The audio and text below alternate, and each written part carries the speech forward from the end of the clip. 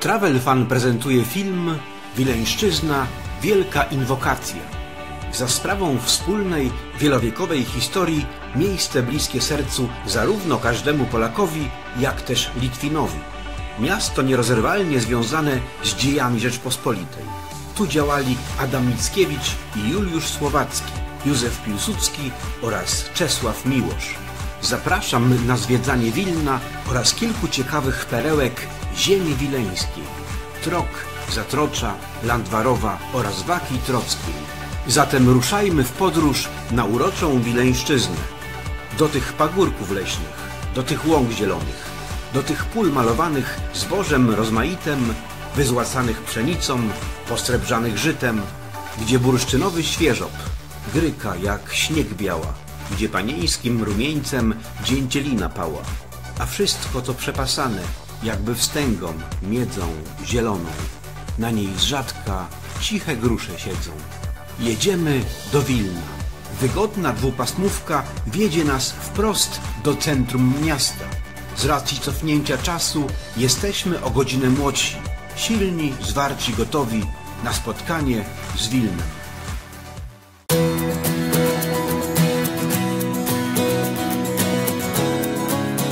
Spotkanie ze stolicą współczesnej Litwy rozpoczęliśmy na obszernym placu Łukijskim, uważanym za największy w kraju z dumnie powiewającą flagą z pogonią.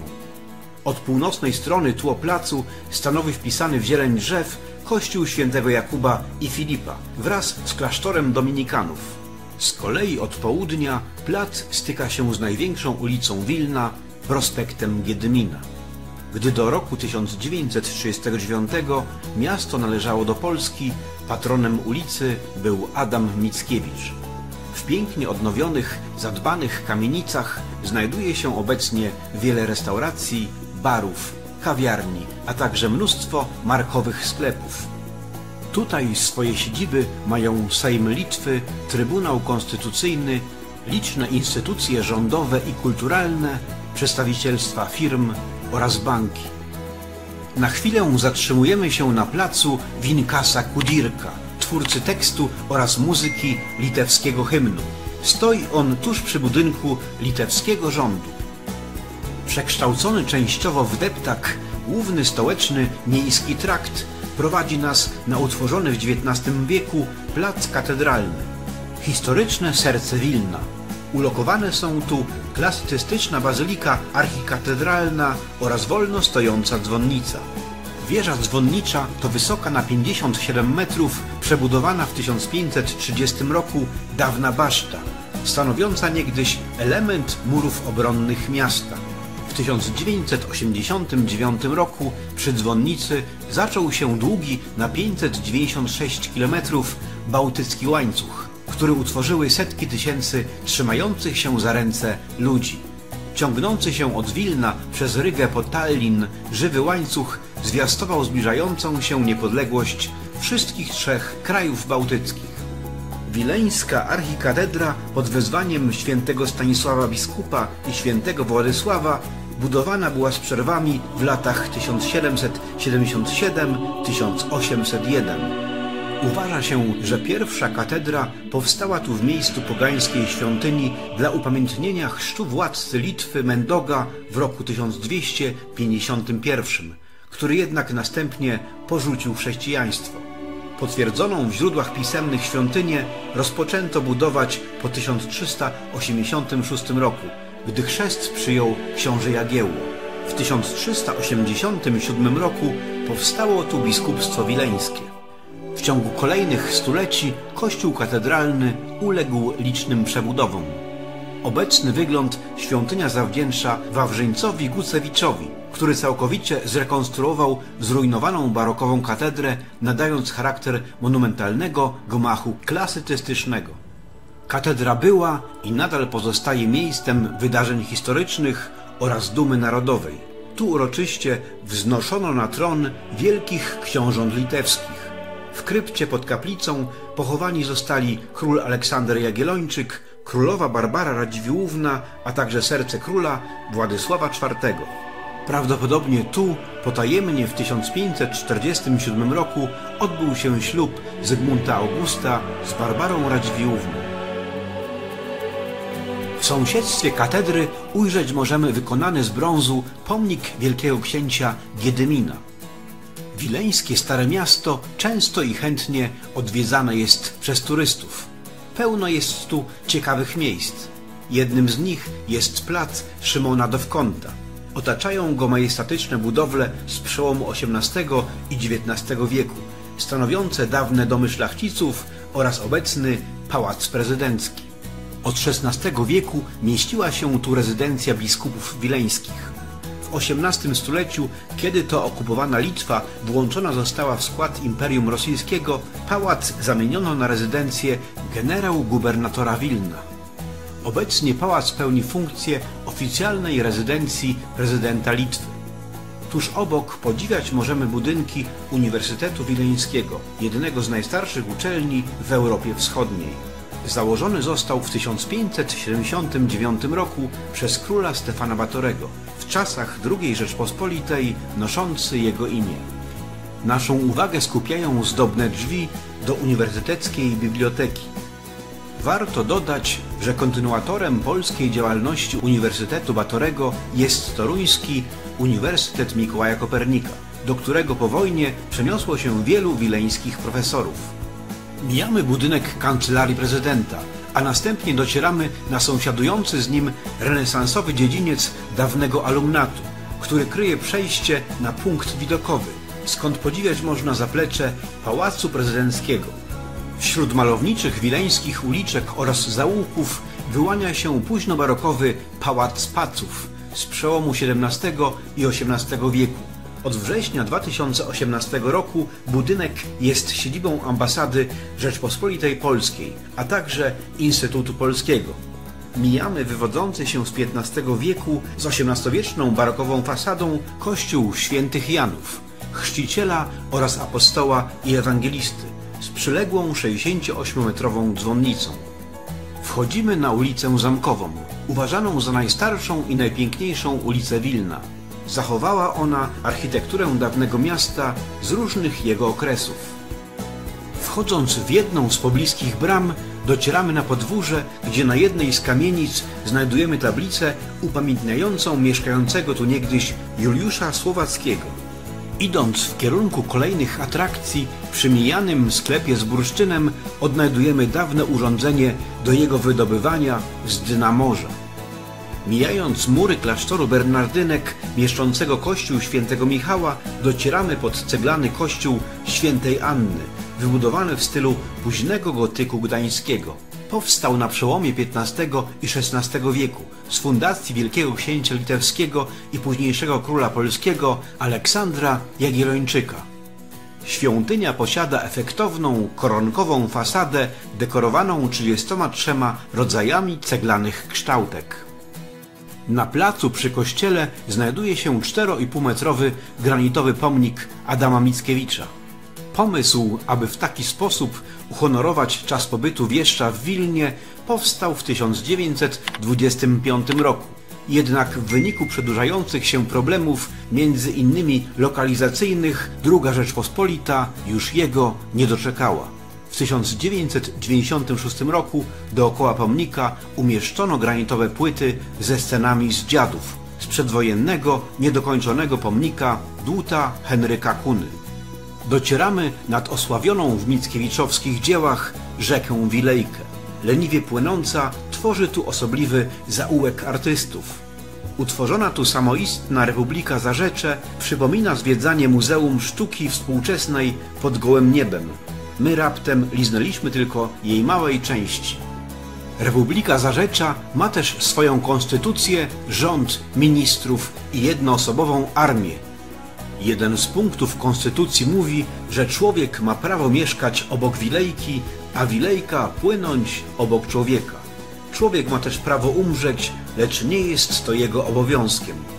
Mijamy bielone mury Soboru Katedralnego Przeczystej Bogurodzicy, by po chwili dotrzeć do kolejnej artystycznej osobliwości, jaką jest ulica Literacka. W W 2008 roku grupa artystów wpadła na pomysł ożywienia ulicy i ozdobienia jej nawiązującymi do literatów dziełami sztuki. Na ulicy uroczyście odsłonięto ścianę, na której artyści przez 2 lata umieszczali metalowe, drewniane, szklane i inne płytki oraz obiekty poświęcone literatom.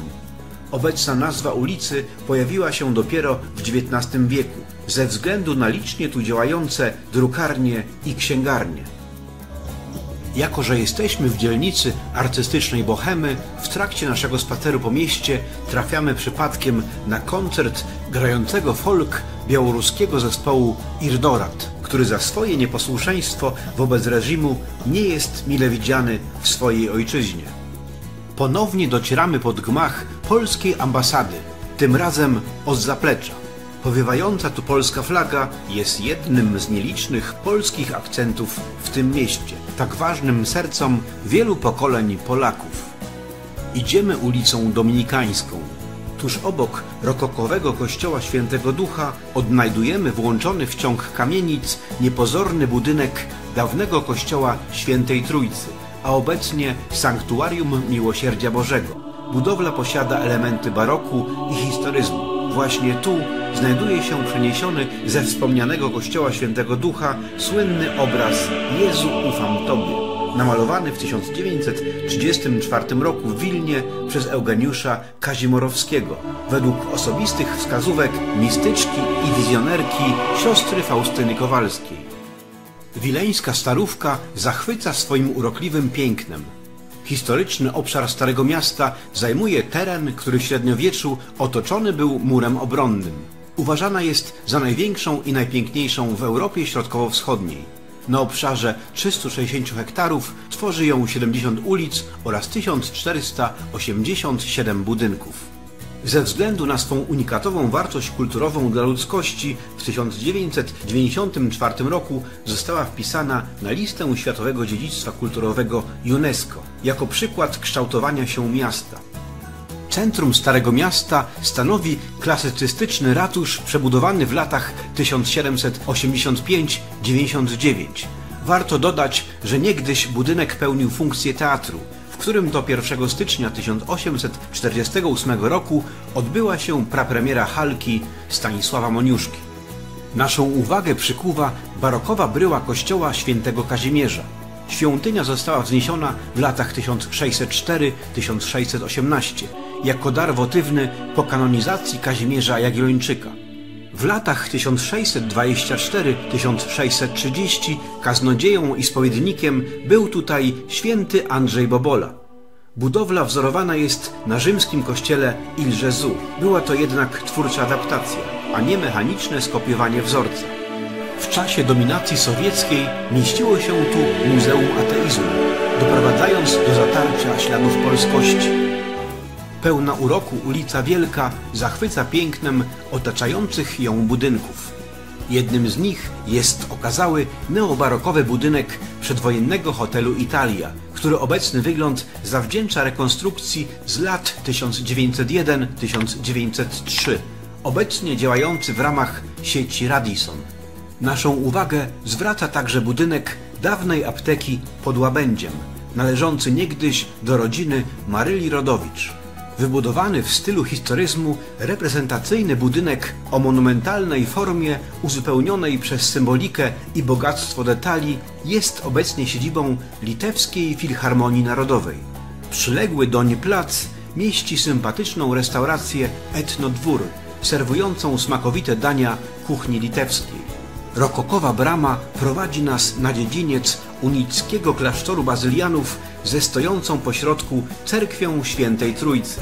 Męski monaster przy cerkwi powstał najprawdopodobniej w końcu XIV wieku. Był najważniejszym prawosławnym ośrodkiem zakonnym w Wielkim Księstwie Litewskim.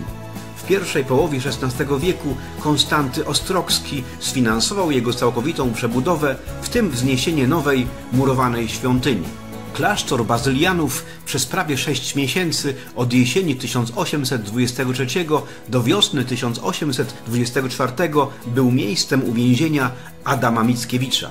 Tu toczy się trzecia część Dziadów. W okresie dwudziestolecia międzywojennego w klasztorze znajdowała się cela Konrada, w której odbywały się słynne środy literackie z udziałem znakomitych pisarzy i poetów. Dochodzimy do cerkwi Świętego Ducha. Obecna murowana powstała tu na miejscu drewnianej w 1634 roku za zezwoleniem króla Władysława IV. Odbudowana została po najazdach szwedzkich dzięki pomocy finansowej i materialnej ze strony cara rosyjskiego Piotra I. W 1850 roku arcybiskup wileński litewski Józef Siemaszko uczynił świątynię sanktuarium męczenników Antoniego, Jana i Eustachego, których szczątki już wcześniej były tu przechowywane. Obiekt wzniesiony jest na planie Krzyża Łacińskiego. Barokowy ikonostas pochodzi z lat 1753–56. Obecnie zachowana cerkiew jest utrzymana w stylu klasycystycznym. Stoimy przed barokową fasadą kościoła Świętej Teresy, zbudowanego w latach 1645–1650 z fundacji Stefana Paca.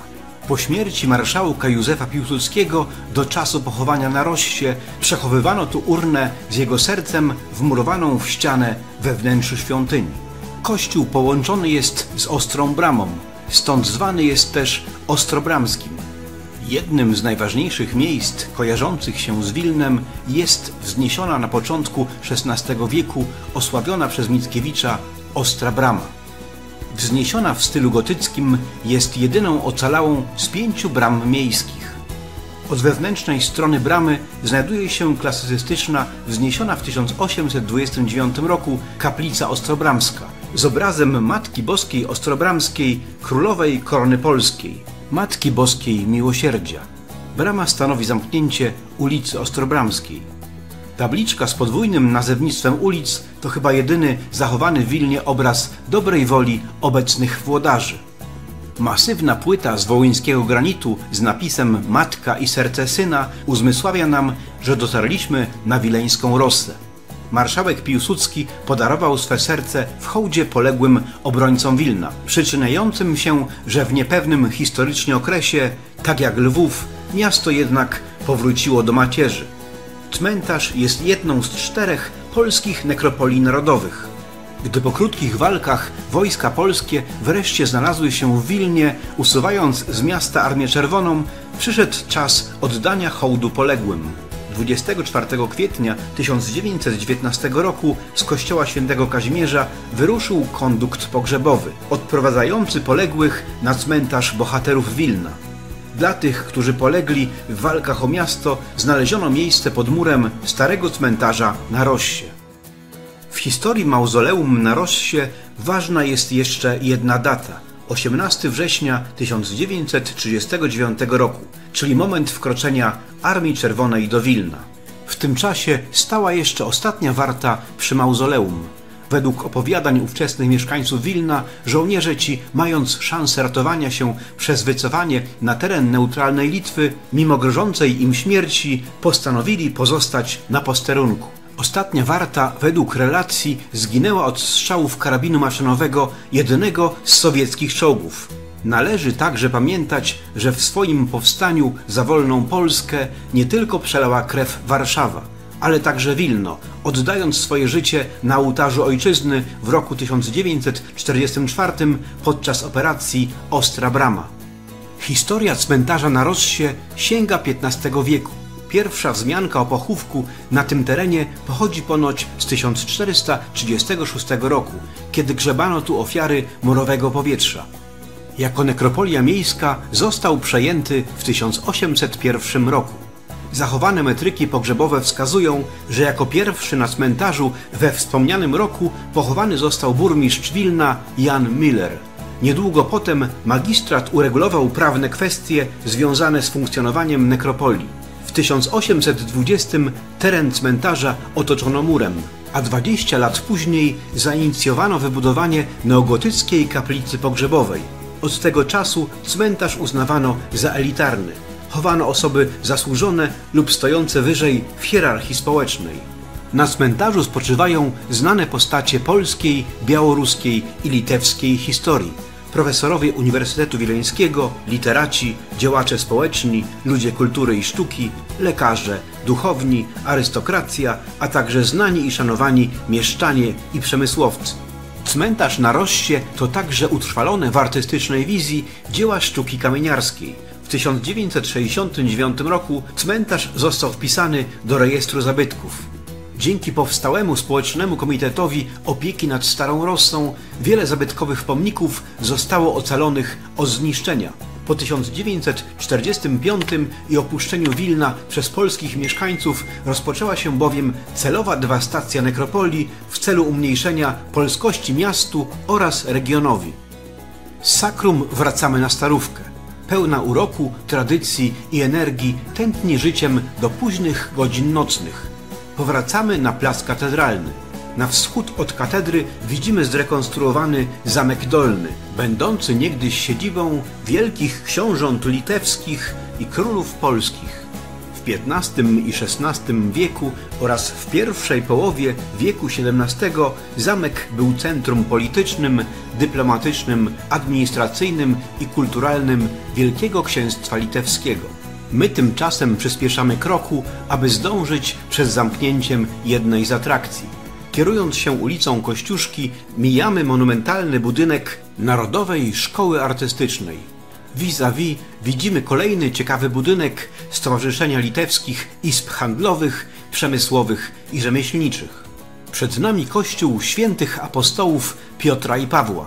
Obecną świątynię wraz z klasztorem kanoników regularnych laterańskich ufundował Michał Kazimierz Pac, hetman wielki litewski i najbardziej znaczący magnat litewski drugiej połowy XVII wieku. Jedna z hipotez ślubowania wzniesienia świątyni mówi, iż wybudowano ją jako wotum za pomyślne zakończenie wojny z Moskwą i oswobodzenie Wilna z rąk okupanta. Rzutem na taśmę dotarliśmy tu przed zamknięciem. Mamy zatem jedynie chwilę, aby nacieszyć oczy wyjątkowej klasy sztukateriami oraz efektownymi, iluzorycznymi malowidłami. W kościele nie ma głównego ołtarza. W jego miejscu znajduje się obraz pędzla Franciszka Smuglewicza przedstawiający pożegnanie świętego Piotra i Pawła. Obok widoczne są 4 rzeźby proroków. Jednym z ciekawszych elementów wystroju wnętrza jest przepiękny kryształowy żyrandol w kształcie łodzi. Jest pamiątką zatonięcia podczas transportu ołtarza głównego o kryształowych kolumnach zamówionego przez Paca we Włoszech. Wracając z Antokolu do centrum, zwracamy jeszcze uwagę na ciekawe drewniane XIX-wieczne zabudowania. Czas wrócić pod zamek, aby zmierzyć się z górą Giedymina. Sięgająca 48 metrów wysokości jest jednym z najwyższych miejsc na wileńskiej Starówce. Góra zamkowa dawniej zwana też była Górą Dużą.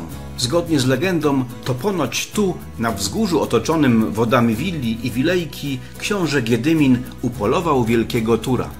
Na górę można wdrapać się pieszo albo odbyć przyjemną podróż jedynym w Wilnie funikulerem. Miejsce to już ponad 500 lat temu przekształcono w fortyfikację zamku. Jak głosi kolejna legenda, wielki książę litewski Giedymin ujrzał we śnie wyjącego na tym wzgórzu żelaznego wilka, przepowiadającego powstanie w tych okolicach dużego miasta. Właśnie na tej górze książę w XIV wieku zbudował drewniany zamek. Później Witold Wielki wzniósł tu murowaną twierdzę, której pozostałości zachowały się do naszych czasów. Dziś na wzgórzu zobaczymy zaledwie ruiny potężnego zamku, zarys jego murów i ostatnią ocalałą ośmiokątną basztę z tarasem widokowym. Zarówno z tarasu na szczycie wieży, jak i z samego wzgórza roztacza się wspaniały widok na miasto. Po jednej stronie widoczne są czerwone dachy Starówki, po drugiej zaś nowoczesne miasto ze szklanymi wieżowcami i płynącą nieopodal rzeką Wilią. Górę upodobały sobie chętnie pozujące do zdjęć, liczące na smakołyki, ciekawskie wrony siwe. W 1989 roku Góra Giedymina była punktem początkowym szlaku bałtyckiego. Jednym z ostatnich kursów powracamy na dół. Czas wracać na wypoczynek do naszego apartamentu po bardzo intensywnym dniu zwiedzania. Jak widać na załączonym obrazku, Wilno w jeden dzień, a przynajmniej najważniejsze jego must-see, da się zrobić. Za sprawą techniki filmowej, cofając się w czasie, chciałbym Wam jeszcze pokazać piękną instalację mieszczącą się na jednym z hoteli znajdujących się w pobliżu naszego apartamentu. Wilno to bardzo piękne i atrakcyjne poznawczo miasto, do zwiedzania którego serdecznie wszystkich zachęcam.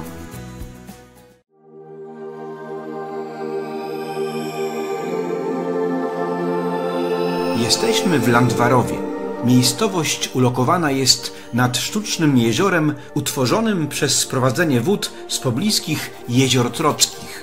Miasto niespecjalnie interesujące poznawczo. Poza ciekawym dworcem oraz kościołem jego atrakcję stanowi remontowany właśnie Pałac Rodu Tyszkiewiczów. Budowlę wzniesiono po nabyciu dóbr landwarowskich przez Józefa Tyszkiewicza w 1850 roku.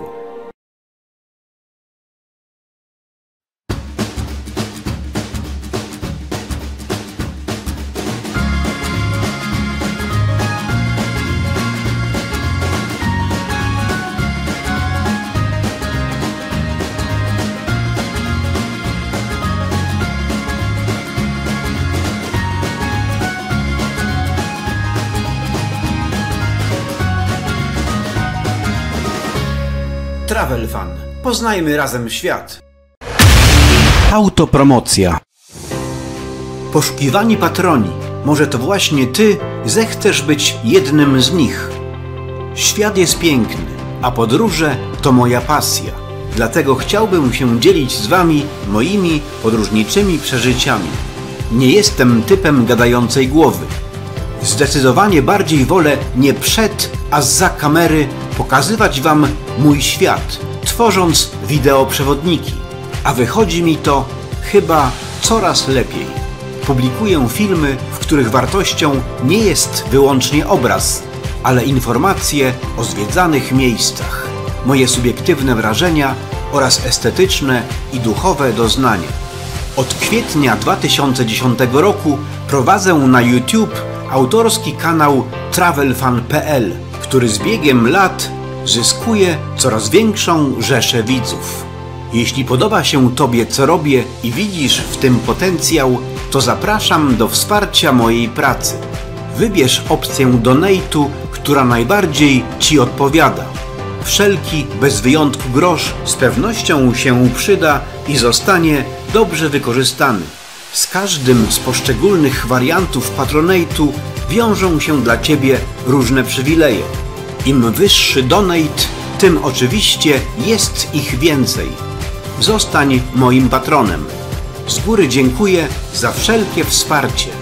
Dołącz do patronów. Wejdź na patronite.pl/travelfan.pl. Z filmami Travelfan w podróży poznajmy razem świat.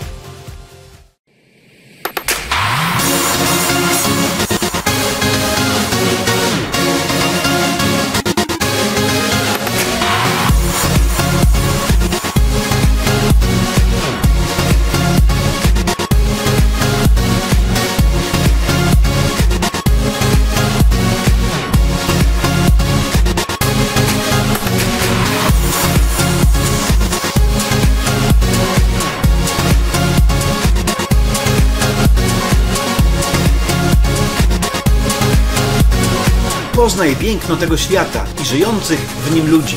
Gdziekolwiek mieszkasz na świecie, wyraź to na swój sposób. Travel Fan. Poznajmy razem świat.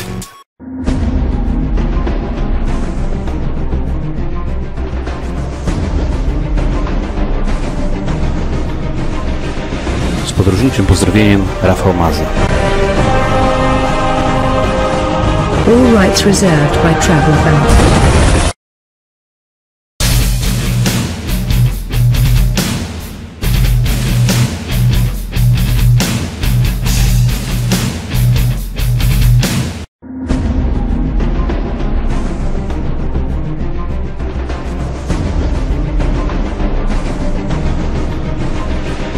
Z podróżniczym pozdrowieniem, Rafał Maza. All rights reserved by Travel Fan.